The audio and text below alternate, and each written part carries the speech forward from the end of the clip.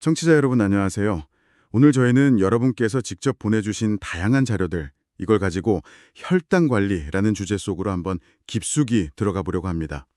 특히 아침 공복 혈당, 이게 왜 중요한지, 그리고 우리의 사소한 일상 속 선택들이 혈당 수치 전반에 어떤 영향을 미치는지 그 핵심적인 내용들을 함께 파헤쳐 보죠. 네, 오늘 살펴볼 자료들을 보면요, 공복 혈당의 기본 개념부터 시작해서 그 혈당 스파이크를 막는 아침 식습관의 비밀, 또 여러 질환이랑 약물을 관리하셔야 하는 노년층의 혈당 관리 전략 같은 것들이 있고요. 그리고 이제 간과하기 쉬운 약물 상호작용 문제라던가 식사 순서의 놀라운 효과, 효과적인 운동법, 그리고 저혈당 예방까지 정말 다양합니다. 저희 목표는 이 많은 정보 속에서 가장 실용적이고 중요한 통찰을 딱 뽑아내서 청취자께서 혈당이라는 좀 복잡한 퍼즐을 더 명확하게 이해하고 또 일상에서 지혜롭게 관리하실 수 있도록 돕는 데 있습니다. 좋습니다. 그럼 바로 본론으로 들어가 볼까요? 여러 자료에서 공통적으로 아침에 재는 공복 혈당의 중요성을 강조하고 있단 말이죠. 왜 하필 아침 공복 상태의 혈당이 이렇게 주목받는 걸까요?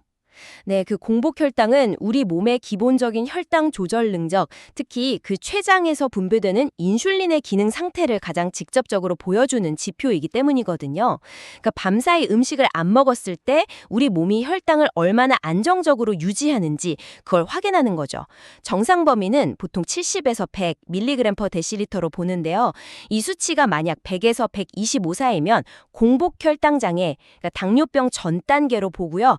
126 이상이면 이제 당뇨병 진단을 내릴 수 있는 중요한 기준이 됩니다.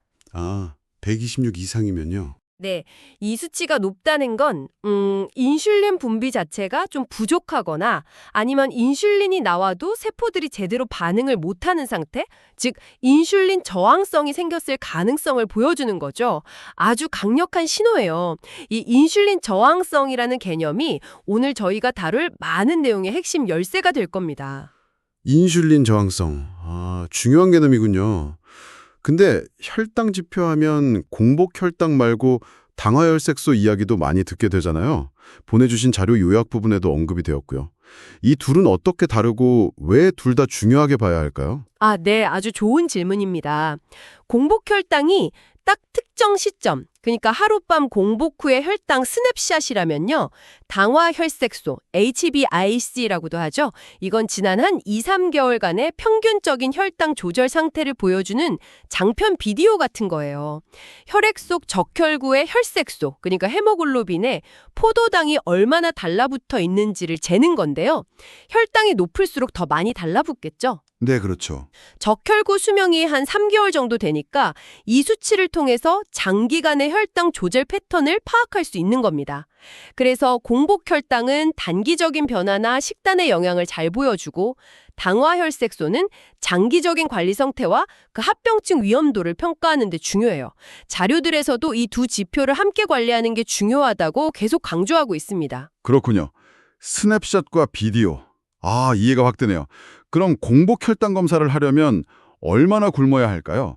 그냥 무작정 오래 굶는 게 더 정확할 거다 이런 오해도 있는 것 같은데요. 기본적으로 한 8시간 이상 공복 상태를 유지하면 충분합니다. 명확하게 상한선이 딱 정해진 건 아니지만 12시간 이상 너무 길게 굶는 건 오히려 저혈당 위험을 높일 수 있어서 권장되진 않아요. 특히 당뇨병 약물을 복용 중이시라면 더 주의가 필요하고요. 네.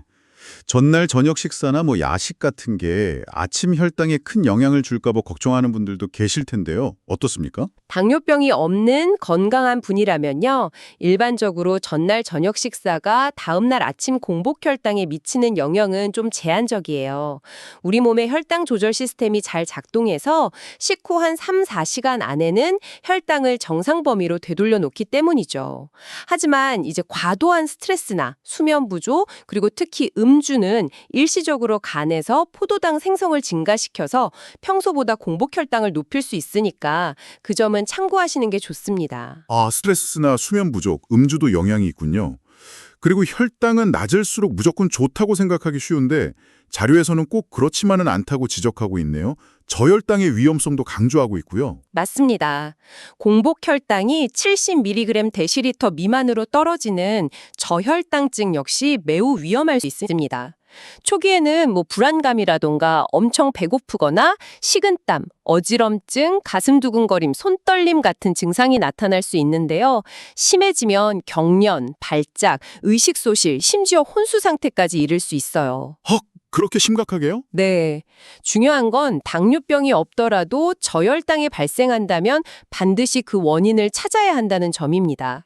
그리고 더 위험한 건요, 저혈당이 반복될 경우에 우리 몸이 그 낮은 혈당 상태에 좀 익숙해져 버려서 경고 증상을 못 느끼게 되는 저혈당 무감지증으로 진행될 수 있다는 거예요. 저혈당 무감지증이요? 네, 이렇게 되면 심각한 저혈당 상태에 빠져도 스스로 인지를 못하니까 정말 치명적인 결과를 초래할 수 있는 거죠. 그래서 저혈당 역시 단순한 불편함이 아니라 적극적인 관리와 주의가 꼭 필요한 상태입니다. 저혈당 무감지증이라니. 정말 간과해서는 안 될 부분이네요. 자, 그럼 이렇게 혈당 수치를 안정적으로 관리하기 위해서 우리가 일상에서 할 수 있는 것들을 좀 더 구체적으로 살펴보죠. 특히 아침 습관이 혈당에 미치는 영향이 크다고 여러 자료에서 지적하고 있는데 어떤 점들을 좀 피해야 할까요? 네, 아침 공복 상태에서의 몇 가지 습관이 생각보다 혈당 조절에 큰 영향을 미칠 수 있거든요. 첫째는 빈속에 마시는 진한 커피, 특히 설탕이나 시럽을 넣은 커피입니다. 카페인 자체가 위 점막을 자극할 수도 있고요. 또 빈속에 당분이 확 들어오면 매우 빠르게 흡수돼서 급격한 혈당 상승, 즉 혈당 스파이크를 유발할 수 있어요. 혈당 스파이크. 네. 둘째는 과일이나 채소를 즙이 넣은 주스 형태로 갈아 마시는 습관인데요. 간편하긴 하죠. 근데 이 과정에서 혈당 상승을 완만하게 해주는 아주 중요한 영양소인 식이섬유가 상당 부분 파괴되거든요. 자료들에서는 가급적이면 잘 씻어서 통째로 생으로 먹는 것이 식이섬유랑 영양소를 온전히 섭취하는 가장 좋은 방법이라고 강조합니다. 또 시판되는 과일 주스는 생각보다 당류 함량이 높을 수도 있고요. 그렇군요. 갈아 마시는 게 꼭 좋은 건 아니네요. 그럼 반대로 아침에 일어나서 가장 먼저 하면 좋은 습관은 뭘까요? 물 마시는 습관이 여러 번 언급되던데요. 맞습니다. 자료들에서 아침 기상 직후에 미지근한 물 한 잔 마시는 습관을 매우 중요하게 다루고 있어요.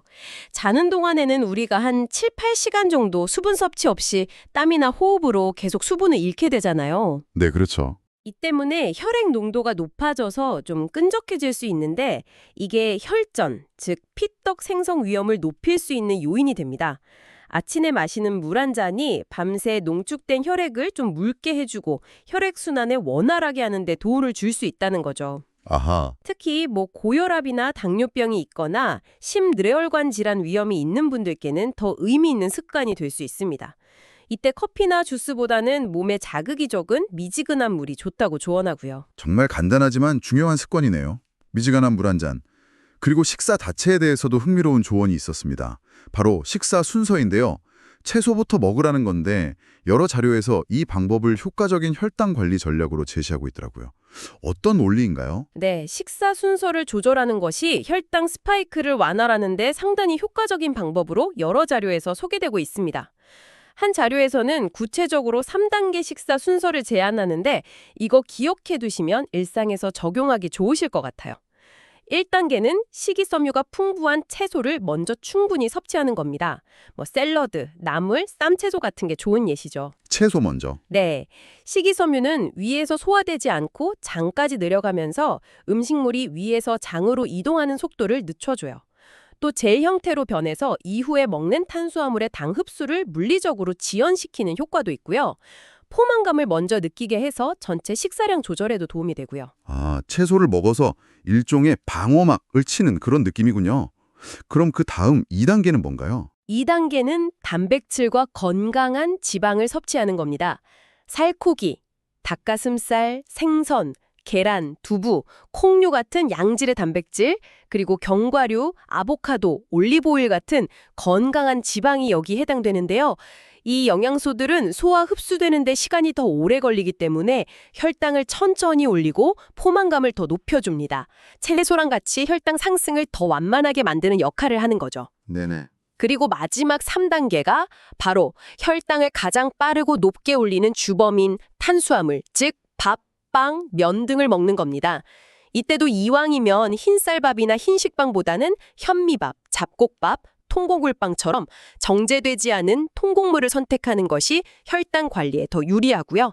결국 앞서 먹은 채소, 단백질, 지방이 일종의 쿠션 역할을 해줘서 마지막에 섭취한 탄수화물이 일으키는 혈당의 급격한 상승을 최소화하는 원리인 셈입니다. 아하. 아침 식사로 흰식빵에 달콤한 잼부터 발라먹는 습관과는 완전히 반대되는 접근이죠. 그러네요.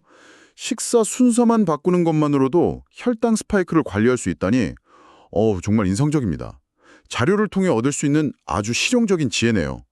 자, 식습관에 이어서 혈당 관리의 또 다른 핵심 축이죠. 운동에 대해 이야기해 볼까요? 운동이 혈당 조절에 좋다는 건 뭐 잘 알려져 있지만 아까 말씀하신 인슐린 저항성 개선에는 구체적으로 어떻게 기여하는지 자료들을 바탕으로 좀 더 설명해 주실 수 있을까요? 네, 운동은 인슐린 저항성 개선에 직접적으로 그리고 아주 효과적으로 작용합니다.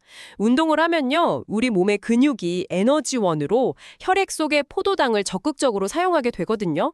이 과정 자체가 인슐린의 도움 없이도 혈당을 낮추는 효과가 있고요. 장기적으로는 근육세포가 인슐린 신호에 더 민감하게 반응하도록 만들어요. 즉, 같은 양의 인슐린으로도 더 효과적으로 혈당을 조절할 수 있게 되는 인슐린 감수성이 향상되는 겁니다. 이것이 바로 인슐린 저항성이 개선된다는 의미죠. 아, 인슐린 감소성 향상. 그렇죠. 또 꾸준한 운동은 체중 감소나 유지, 체지방 감소, 기초대사량 증가에도 도움을 주는데 이 모든 요소가 복합적으로 인슐린 저항성을 개선하는 데 긍정적인 영향을 미치는 거고요. 그렇군요. 인슐린 저항성 개선에 직접적인 효과가 있다는 거네요. 그럼 어떤 종류의 운동을 얼마나 하는 게 좋을까요? 자료들에서 제시하는 구체적인 권장사항 같은 게 있나요? 네, 자료들을 종합해보면 크게 두 가지 종류의 운동을 병행하는 것이 가장 효과적이라고 말합니다. 첫째는 중강도 유산소 운동이에요. 유산소 운동. 약간 숨이 차지만 대화는 가능한 정도의 강도로 빠르게 걷기, 자전거 타기, 수영 같은 게 대표적이죠. 권장 시간은 일주일에 총 150분 이상, 예를 들어 하루 30분씩 주 5회 정도입니다.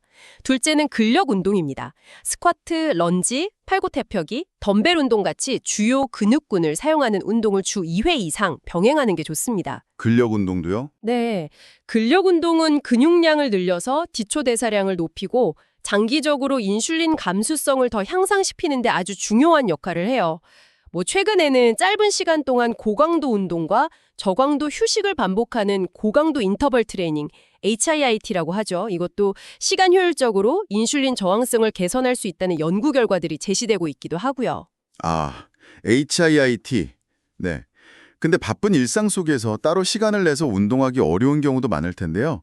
혹시 일상생활 속에서의 작은 움직임들, 이런 것도 의미가 있을까요? 물론입니다. 자료들에서도 그 점을 강조해요. 엘리베이터 대신 계단을 이용한다거나 버스 한 정거장 전에 내려서 걷거나 점심 식사 후에 가볍게 산책하는 거.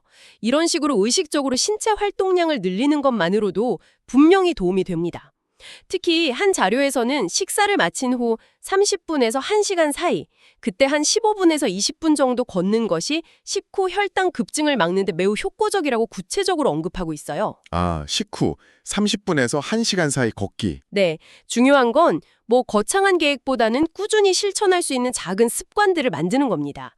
이런 작은 노력들이 쌓여서 장기적으로 큰 차이를 만들 수 있습니다. 네, 일상 속 작은 실천의 중요성 꼭 기억해야겠습니다. 이제 조금 더 특별한 경우로 넘어가 보죠.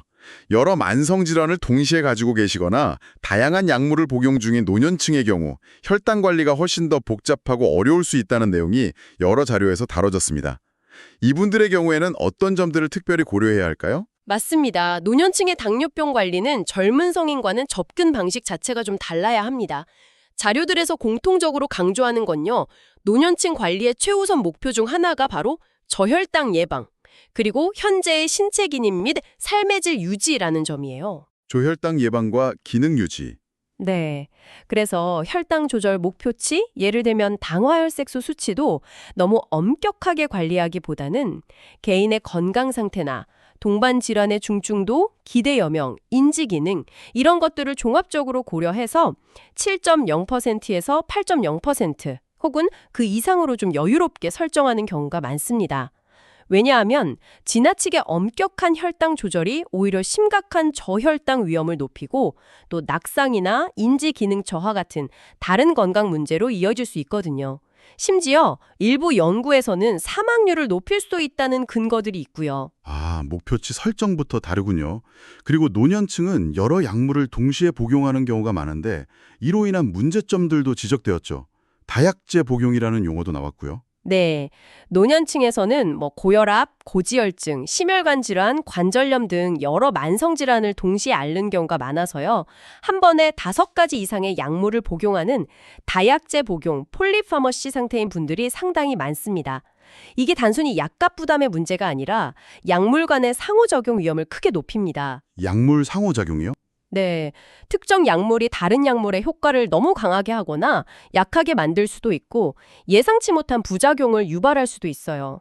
특히 어지럼증, 졸음, 기립성 저혈압 같은 부작용은 노년층의 낙상 위험을 직접적으로 증가시키는 아주 심각한 문제입니다. 아, 낙상 위험. 네, 그래서 자료들에서는 정기적으로 의사나 약사와 상담해서 현재 복용 중인 모든 약물, 이게 처방약뿐만 아니라 일반의약품, 영양제, 한약 다 포함해서요.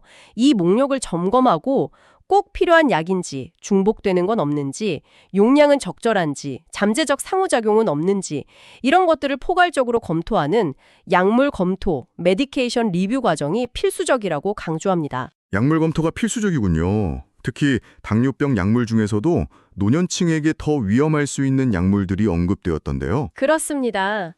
일부 당뇨병 약물은 노년층에서 부작용 위험이 상대적으로 더 클 수 있어서 신중한 사용과 모니터링이 필요해요. 예를 들어서 설포닐 유레아 계열 약물은 췌장을 자극해서 인슐린 분비를 촉진하는데 노화로 신장 기능이 저하된 경우 약물이 몸 밖으로 잘 배출되지 않아서 효과가 너무 강해지면서 심각한 저혈당을 유발할 위험이 다른 약물에 비해 높아요. 아, 설포닐 유레아 계열. 네, 또 다른 예로 SGLT-U 억제제는 소변으로 포도당 배출을 늘려서 혈당을 낮추는데 이 과정에서 탈수나 요로생식기 감염의 위험을 높일 수 있습니다. 이게 거동이 불편하시거나 인지 기능이 저하된 어르신께는 더 큰 문제가 될 수 있겠죠.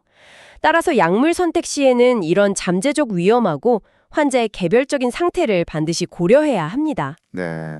저혈당 위험이 노년층에서 특히 더 강조되는 이유도 또 있을까요? 네, 여러 요인이 복합적으로 작용합니다. 아까 말씀드린 신장 기능 저하, 특정 약물 복용 외에도 고령 자체로 인한 생리적 변화나 식사량의 불규칙성 또는 부족, 여러 질환 동반 이런 것들이 모두 저혈당 위험을 높입니다. 그런데 더 큰 문제는요. 노년층에서는 저혈당이 발생했을 때 나타나는 증상이 젊은 사람들하고 좀 다를 수 있다는 점이에요. 증상이 다르다고요? 네. 전형적인 증상인 식은땀, 손떨림, 가슴 두근거림 대신에요.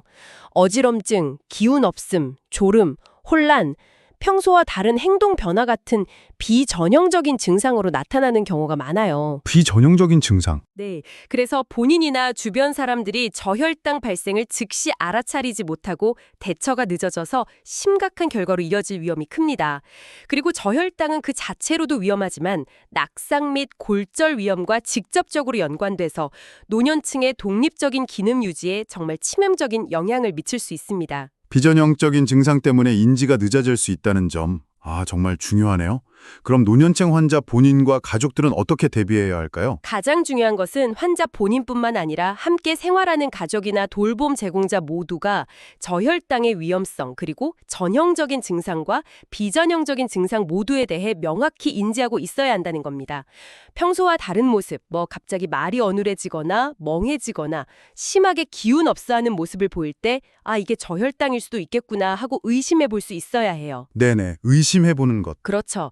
저혈당이 의심되거나 확인되면 의식이 있는 경우에는 즉시 흡수가 빠른 단순당 15에서 20g 정도, 예를 들면 오렌지 주스 반컵, 사탕 서너 개, 요구르트 1개 정도를 섭취하도록 도와야 합니다. 그리고 한 15분 정도 후에 혈당을 다시 재서 회복됐는지 확인해야 하고요.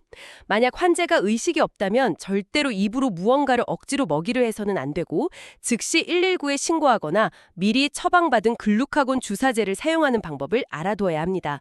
이 글루카곤 주사제 사용법은 평소에 의료진에게 교육받고 익혀두는 것이 매우 중요합니다. 네. 저혈당 대처법 숙지, 특히 가족들의 역할이 정말 중요하겠군요. 자, 오늘 정말 방대한 정보들을 다뤘습니다. 이 모든 내용을 종합해서 청취자 여러분께서 이번 분석을 통해 꼭 기억하셨으면 하는 핵심 사항들, 이걸 좀 정리해 주실 수 있을까요? 네, 몇 가지 핵심으로 요약해 보겠습니다. 첫째, 내 몸의 혈당 상태를 아는 것이 모든 관리의 시작입니다.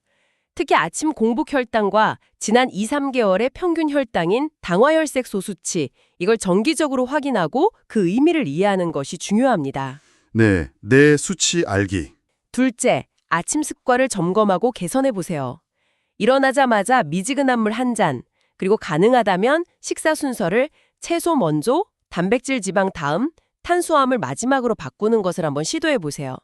작은 변화가 혈당 스파이크를 막는 데 큰 도움이 될 수 있습니다. 아침 습관 개선. 네. 셋째, 규칙적인 운동은 선택이 아닌 필수입니다. 걷기 같은 유산소 운동과 근력 운동을 병행하는 것이 이상적이고요. 거창하지 않더라도 매일 꾸준히 몸을 움직이는 습관이 중요합니다. 특히 시크 걷기는 혈당 관리에 아주 효과적이고요. 꾸준한 운동. 넷째, 저혈당의 위험성을 충분히 인지하고 본인에게 나타날 수 있는 증상, 전형적인 거라고 비전형적인 거 다 포함해서요. 그리고 즉각적인 대처법을 명확히 숙지하세요. 관련 약물을 복용 중이라면 더더욱 중요합니다. 저혈당 대비. 네. 마지막 다섯째, 만약 청취자 본인이나 가족이 고령이시거나 여러 약물을 복용 중이라면 반드시 주치의와 긴밀히 상의해서 개인의 상황에 맞는 현실적인 혈당 조절 목표를 설정하고 정기적인 약물 검토를 통해 안전하고 효과적인 치료 계획을 세우시는 것이 무엇보다 중요합니다. 감사합니다. 공복 혈당부터 노년기 관리까지 오늘 여러분이 제공해 주신 자료들을 통해서 혈당 관리의 여정을 아주 입체적으로 살펴볼 수 있었습니다. 단순한 정보 전달을 넘어서 우리 일상과 건강이 얼마나 긴밀하게 연결되어 있는지 다시 한번 생각해 보게 되는 그런 시간이었습니다. 그렇습니다. 마지막으로 오늘 나눈 이야기를 바탕으로 한 가지 더 깊이 생각해 볼 질문을 던져드리고 싶습니다. 우리는 오늘 혈당 수치에 영향을 미치는 무엇, 그러니까 what에 초점을 맞춰 이야기했잖아요.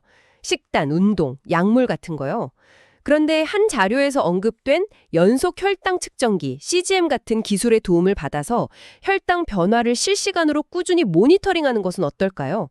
이것이 단순히 혈당 수치를 관리하는 것을 넘어서서 음식과 활동에 대한 우리 자신과의 관계, 그 릴레이션십 자체를 근본적으로 어떻게 변화시킬 수 있을지 한번 생각해 보는 겁니다. 아, 관계의 변화요? 네, 내 몸이 특정 음식이나 활동에 어떻게 반응하는지를 숫자로 즉각 확인하는 경험이 단순히 지식을 습득하는 걸 넘어서 우리의 선택과 행동 패턴에 얼마나 더 깊은 동기부여와 변화를 가져올 수 있을까요? 다음에 더 깊이 탐구해 볼 만한 흥미로운 질문인 것 같습니다. 우리 몸과의 관계를 되돌아보게 하는 질문이네요. 다음 시간까지 여러분의 건강한 호기심이 계속되기를 바랍니다.